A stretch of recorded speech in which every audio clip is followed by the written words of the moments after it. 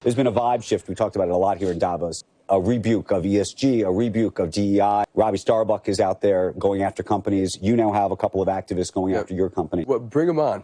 So that's what I was going to ask you, in terms of what you think your approach to D.E.I. should be, given that we've seen a whole number of companies effectively end these programs, in large part under pressure. But we're very proud of what we've done.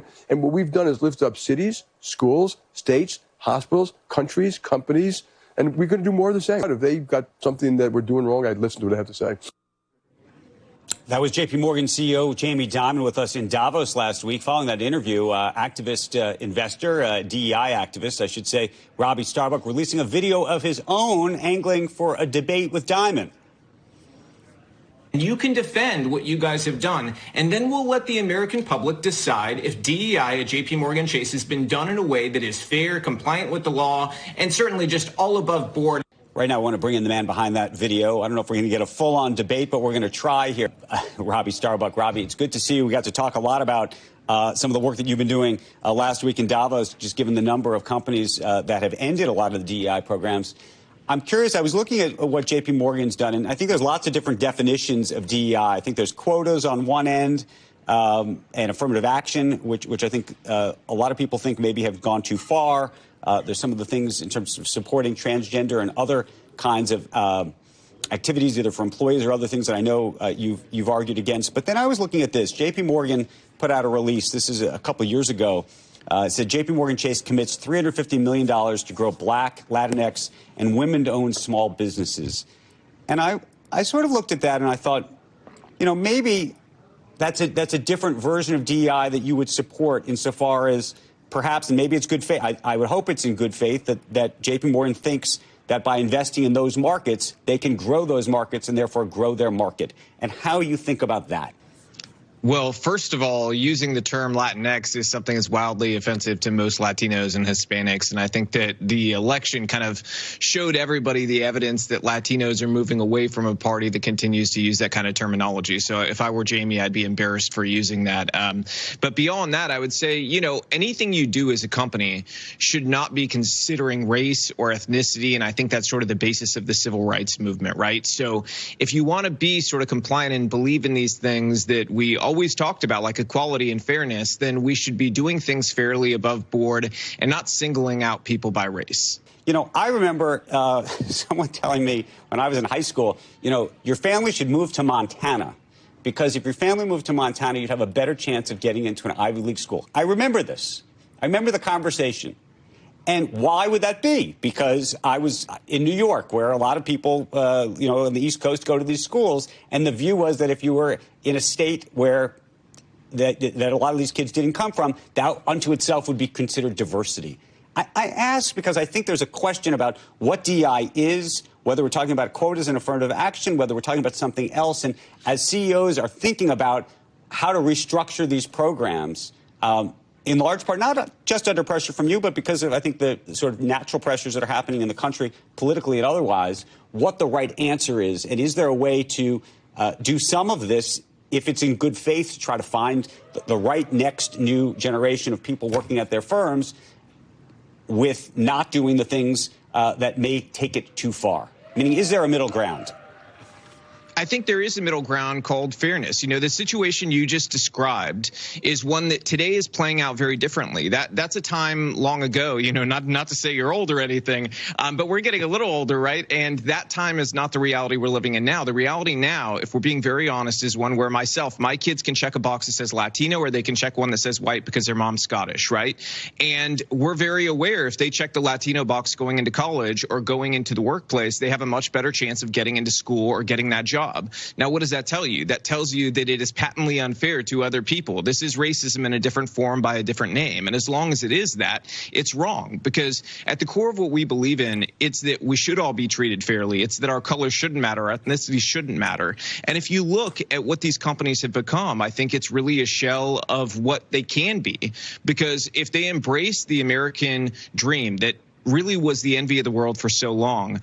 We can be, again, the most dominant, the greatest, without question, country on the face of this earth. It's this stuff we've gotten into, like training with the genderbread man. This is something JPMorgan does, by the way. This is an actual training. Genderbread man. Are we serious? We're adults here, right?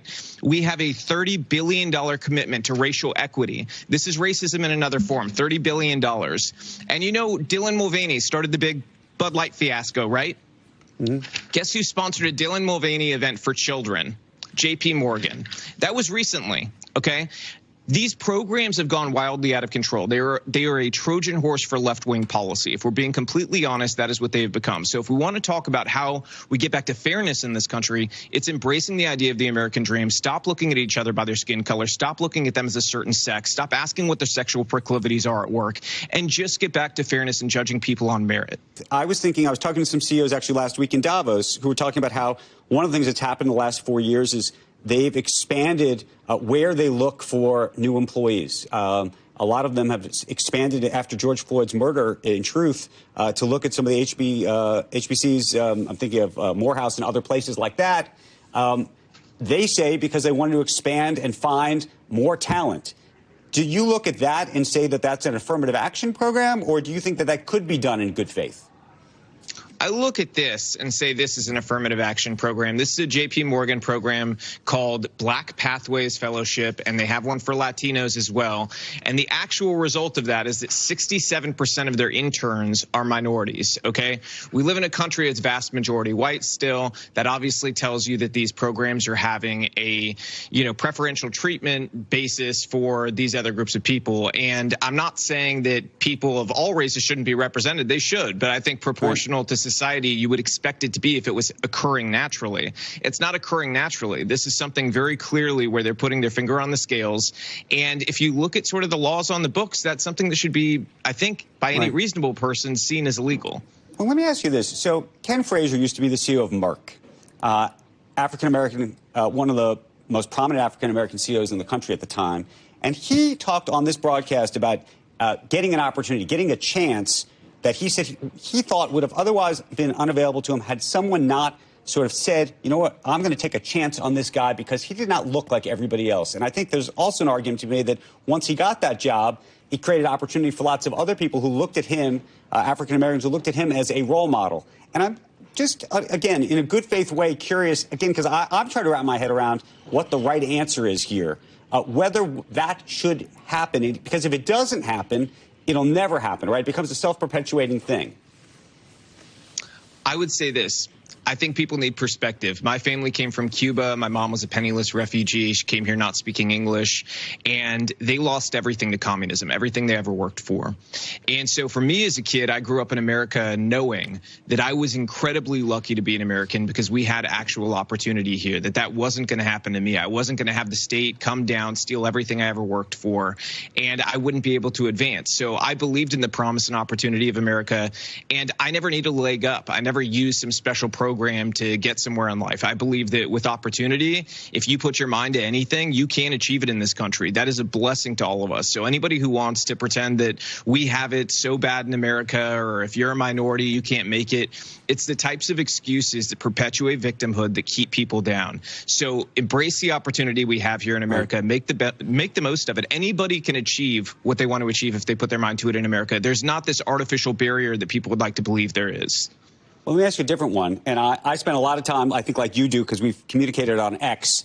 And there was an interesting, I don't know if it was a meme or just a whole bunch of threads going around J.D. Vance, who obviously is a very smart, very, very smart guy who got into Yale Law School. And there was an argument being advanced, frankly, by some conservatives, it appeared, that he was a beneficiary of D.E.I., not in the classic sense that you might think, but because of his background and where he came from, that if you were Yale Law School and you were looking to have a, quote, diverse group of people, not necessarily by race, but by geography, for example, and by background and history, that he was a beneficiary to some degree of that. We'll never know.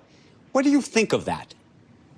I think it's ludicrous. I've never seen this argument advanced. I think it's honestly kind of funny. J.D. Vance is an American success story. I think he is the American dream. He embodies it. And to go from where he went in America and lift himself up to the vice presidency is a testament to exactly what I said, that anybody can do anything in this country, to be born in the conditions he was born into.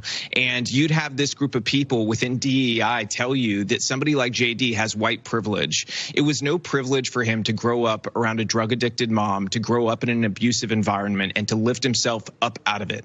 There are a ton of minorities born into much better positions in this country who make, nowhere near that of themselves. And then there's other minorities who have the most terrible conditions they're born into and make an incredible life for themselves. It's I don't all disagree with you. Seizing opportunity. By the way, Robby, you and I think, agree largely on a lot of things. The issue, I think, is, thank you for joining us. A lot of people focused on your words, and we appreciate you joining us this morning very, very much. Thank you. Appreciate it. Thank you.